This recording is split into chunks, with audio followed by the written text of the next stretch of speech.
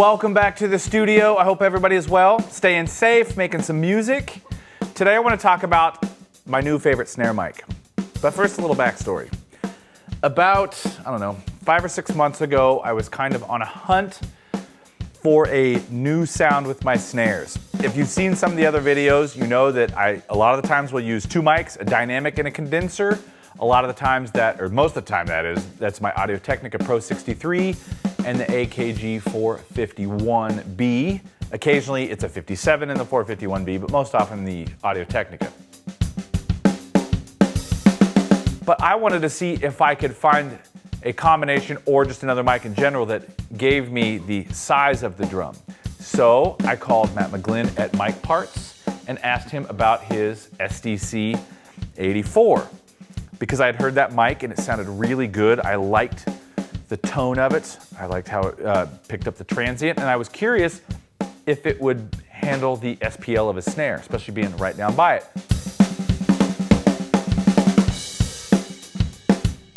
He didn't think in its current form he would, so he made a quick prototype of what is now the SDC84 High SPL edition.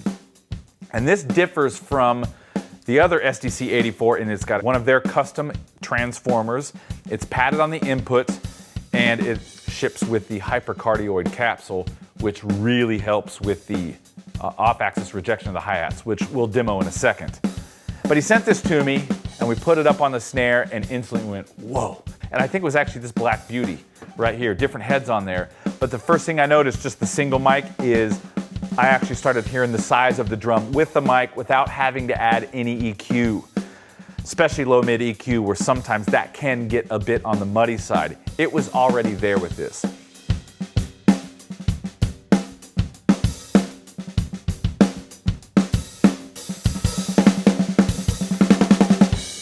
These last few weeks, I've been using only this mic. We just tracked one of our first live broadcasts back. We tracked new drums and bass for one of the songs that we're going to use as a tester song coming up, and that was this microphone only.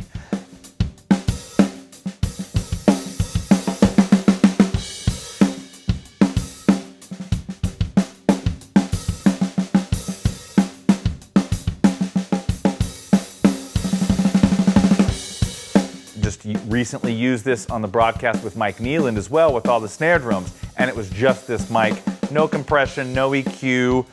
It just sounds fantastic. Like I said, it picks up the size of the drum, but it also, because it's a condenser, it does a really nice job of picking up the articulation of the top of the snare, your ghost notes, that sort of thing. It handles transients really, really well, and it handles the high SPL of a snare drum really, really well. Now, one of the cool things with this is you can build it. Full disclosure, I did not build this one, but I will build one soon, and I will film the whole thing or do a live broadcast so you can see my wonderful soldering skills.